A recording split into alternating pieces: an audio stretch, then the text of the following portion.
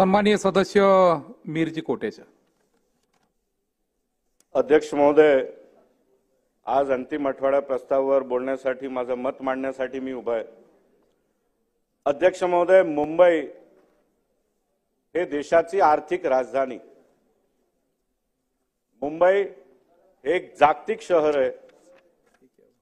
साधारणपणे आता मुंबईची जनसंख्या जवळपास 2 कोटीला पोहोचली। अध्यक्ष महोदय, मुंबईकरांना जर मुंबईमध्ये एक साधा 2 बेडरूमचा फ्लॅट विकत घ्यायचा असेल तर 2 ते 3 कोटी रुपये लागतात। अध्यक्ष महोदय, पण आज मुंबईत पाण्याची मोठी टंचाई आहे, मोठी समस्या आहे। मुंबईला दररोज 4463 MLD पाण्याची गरज आहे मुंबईकरांसाठी, पण पुरवठा हे मात्र 3975 MLD प्रति दिवस आहे। थोडक्यात अध्यक्ष महोदय, 500 मिलियन लिटर्स पर डे हे पाणी पुरवठाचा शॉर्टफॉल आज आहे। अध्यक्ष महोदय, एक सर्वे झाला होता आणि त्याप्रमाणे 2040 पर्यंत मुंबईला दररोज 6900 MLD पाण्याची गरज पडणार आहे। अध्यक्ष महोदय, आज सन्माननीय विधानसभा सदस्य सुनील प्रभूंनी पण या पाण्याचा विषय मांडला आणि हेही सांगितलं की मुंबईमध्ये कायदा सुव्यवस्थेची प्रॉब्लेम निर्माण होतील कारण पाणी नाहीये। अध्यक्ष महोदय, माझा प्रश्न आहे त्यांना आपल्या मार्फत, गेल्या 25 वर्षापासून महानगरपालिकेत सत्ता ते भोगवतायत।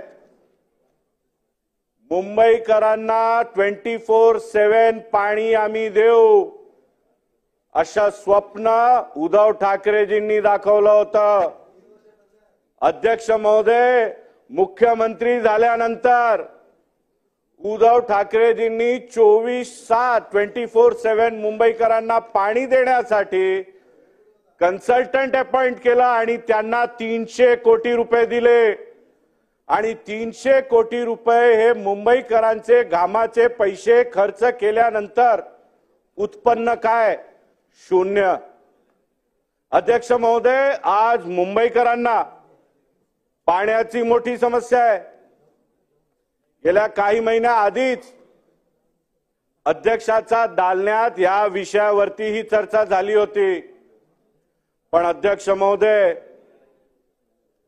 जनतेला कळालंय की यांनी जनतेची फक्त 25 वर्ष फसवणूक केली आहे आणि म्हणून महाराष्ट्राची जनतेने एवढा मोठा कौल महायुतीला दिलेला आहे।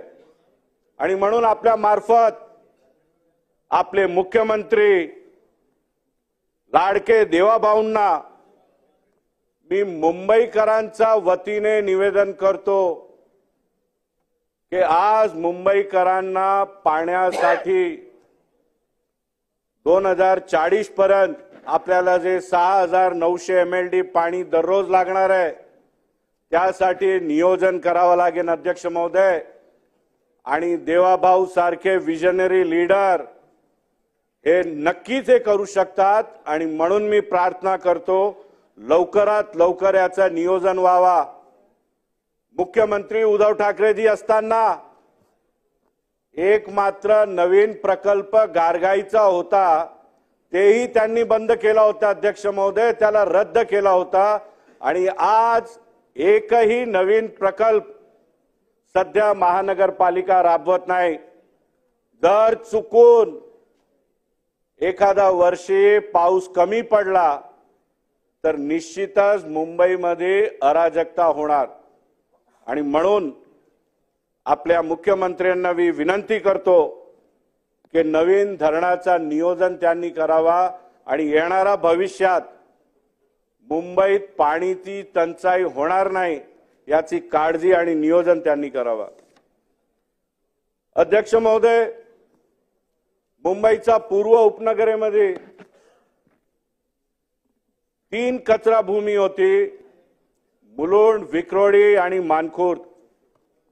अध्यक्ष महोदय, मुलुंड आणि मानखुर्दची कचरा भूमी हे बंद झालेली आहे आणि आज वस्तुस्थिती अशी आहे की पूर्ण मुंबईचा कचरा हे विक्रोळी कांजूर विभागात येतो. अध्यक्ष महोदय, माझा प्रश्न आहे, तिकडचे राहणारे मुंबईकर हे मनुष्य नाहीये का? रोज त्यांना या कचरा भूमीमुळे त्रास आहे, रोग आहे, वास आहे, धूर आहे, श्वास घेता येत नाही. आणि म्हणून माझी विनंती आहे आपल्या राज्याच्या मुख्यमंत्र्यांना की आता मुंबईचा कचरा हे मुंबईचा बाहेर एखादी जागा घेऊन तिकडेच नवीन कचरा भूमी करावी आणि मुंबईचे पूर्व उपनगरेमध्ये राहणारे भांडुपकर, विक्रोळीकर, कांजूरमार्गचे रहिवासी यांना या कचरा भूमीवरनं मुक्त करावा. अध्यक्ष महोदय, माझा मतदारसंघात मुलुंड इकडे 24 हेक्टर भूखंडवरती कचरा भूमी होती. 1 ऑक्टोबर 2018 ही कचरा भूमी बंद करण्यात आली आणि 731 कोटी रुपयाचा कॉन्ट्रॅक्ट शास्त्रोक्त पद्धतीने विल्हेवाट करण्यासाठी कॉन्ट्रॅक्ट देण्यात आला. 6 वर्षात हे विल्हेवाट व्हायला पाहिजे होती अध्यक्ष महोदय, पण दुर्दैवाने आज 50% ही काम त्याचा झालेला नाहीये. माझी आपल्या मार्फत ही मागणी आहे की टाइम बाउंड या कचरा भूमीची विल्हेवाट आता व्हायला पाहिजे आणि एकदा ही भूमी कचरामुक्त झाली की या 24 हेक्टर भूमीवरती मी राज्याचे मुख्यमंत्री आमचे लाडके देवाभाऊकडे मागणी करतो की त्या 24 हेक्टर भूमीवरती गोल्फ कोर्स उभारण्यात यावं. अध्यक्ष महोदय,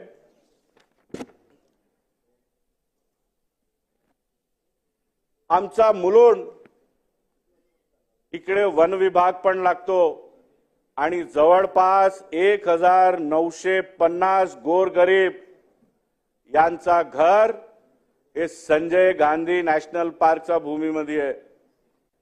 अध्यक्ष महोदय, मुंबई हायकोर्टाचा आदेश आहे की वन विभागाची जमीन हे मोकळी करण्यात यावी, पण सध्या शासनाकडे या 1950 गरिबांचा घराचा काहीच नियोजन नाहीये.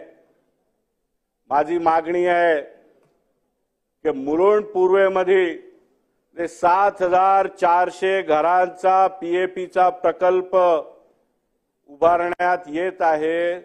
त्या 7400 अध्यक्ष महोदय, मी माझ्या पक्षाकडनं पहिला बोलतोय. 40 मिनिट आता ते बोललेत, अजून तुम्ही मला 4 मिनिटात घंटी मारता, ते योग्य नाही. अध्यक्ष महोदय, मला बोलू द्या. अध्यक्ष महोदय,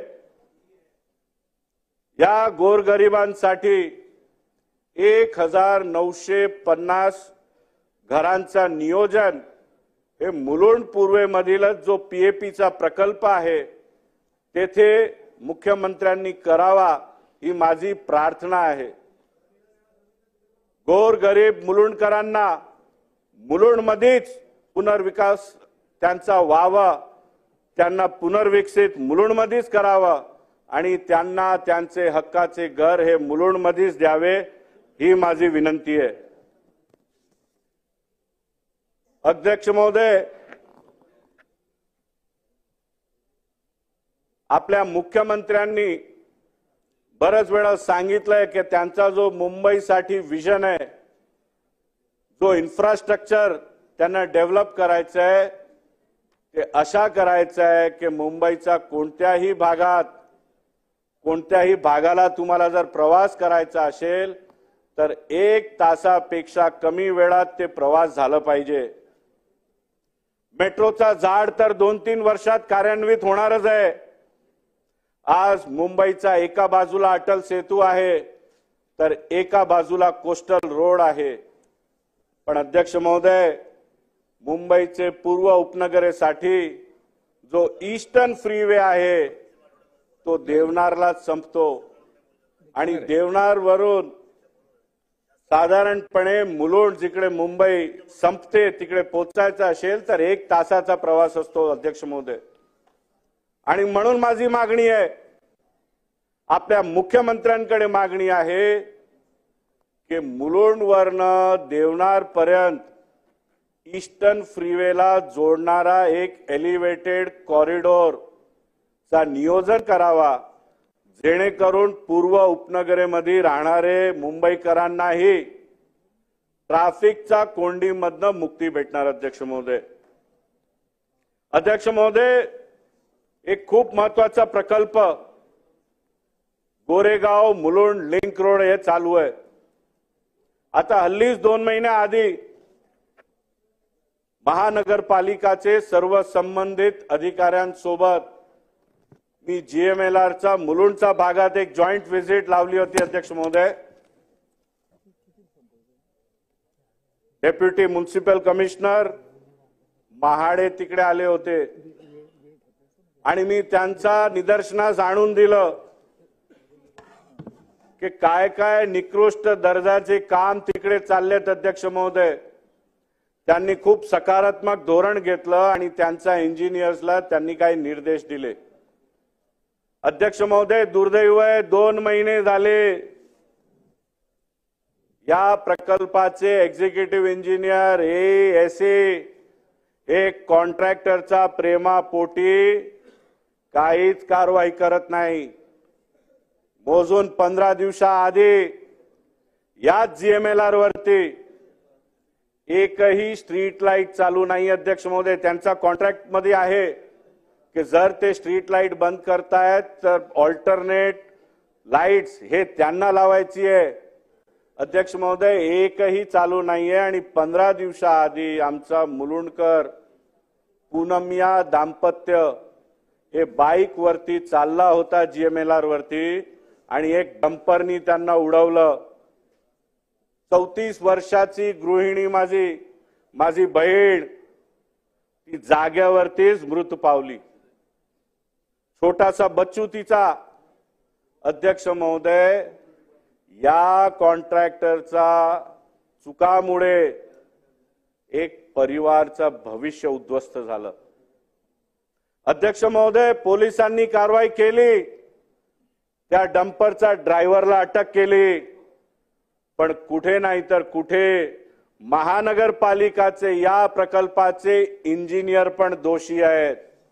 कारण ज्यावेळी कॉन्ट्रॅक्टर सर्व अटीतटीचा उल्लंघन करतो, निकृष्ट दर्जाचा काम करतो, तर या यांची जबाबदारी आहे कारवाई करायची. आणि म्हणून माझी मागणी आहे की आज एक छोट्याशा मुलाने त्याची आई गमावली आहे, एका इसमाने त्याची पत्नी गमावली आहे आणि पूर्ण मुलुंड या घटनेमुळे खूप नाराज आहे. आणि माझी मागणी आहे की या जीएमएलआर वरती जे निकृष्ट दर्जाचं काम आहे आणि जे काय अटीतटीचे उल्लंघन आहे तर महानगरपालिकेचे या इंजिनियर्स वरती ही कारवाई झाली पाहिजे. अध्यक्ष महोदय, संदेश गेला पाहिजे, जसं मुख्यमंत्र्यांनी सांगितलं, 0 टॉलरन्स, प्राथमिकता नागरिकांची असली पाहिजे. अध्यक्ष महोदय, त्यांची सोय सुविधाची प्राथमिकता असली पाहिजे. कॉन्ट्रॅक्टर हे प्राथमिकता असू शकत नाही. अध्यक्ष महोदय, 1985 साली मुलुंडला प्रियदर्शनी क्रीडा संकुल उभारण्यात आला. सुंदर ऑलिम्पिक साइज जलतरण तलाव, इंडोर बॅडमिंटन कोर्ट. पण अध्यक्ष महोदय, दुर्दैवाने गेल्या 40 वर्षापासून तिकडे काही मेंटेनन्स होत नाही. वॉटर फिल्ट्रेशन प्लांट साधारणपणे याची आयु 20 वर्षाची असते. अध्यक्ष महोदय, आज 40 वर्ष झाले महानगरपालिका हे वॉटर फिल्ट्रेशन प्लांट बदली करत नाही. साधारणपणे वर्षात 90 ते 100 दिवस आमचा हा जलतरण तलाव बंद असतो. मेंटेनन्स बरोबर नसल्यामुळे कधी डोळ्यात तर कधी त्वचाचा रोग होतो. आणि अध्यक्ष महोदय, म्हणून माझी मागणी आहे, मुलुंडचा जलतरण तलावाचा वॉटर फिल्ट्रेशन प्लांट त्वरित बदली करण्यात यावा आणि नवीन घेण्यात यावं. त्याचप्रमाणे बॅडमिंटन कोर्टचे फ्लोरिंग 40 वर्षापासून बदली नाही झाले अध्यक्ष महोदय. त्याच्यावरतीही लक्ष देणं खूप गरजेचं आहे अध्यक्ष महोदय. अध्यक्ष महोदय, माझा शेवटचा प्रश्न आहे. आमचा पूर्व उपनगरेला खूप मोठ्या प्रमाणात कोकणी बांधव राहतात आणि मुलुंडमध्ये एक खूप मोठा रेल्वेचा भूखंड आहे. त्या भूखंडवर मुलुंड टर्मिनस उभारण्यात यावं यासाठी रेल मंत्री अश्विनीजी वैष्णव बरोबर मी पाठपुरावा करतोय. पण अध्यक्ष महोदय, आपल्या मार्फत आपले मुख्यमंत्री देवाभाऊंना माझी प्रार्थना आहे की जर त्यांनी संयुक्त बैठक बोलवली तर निश्चितच येणाऱ्या 5 वर्षात मुलुंड टर्मिनसचा स्वप्न जो आम्ही बघतोय तो साकार होणार.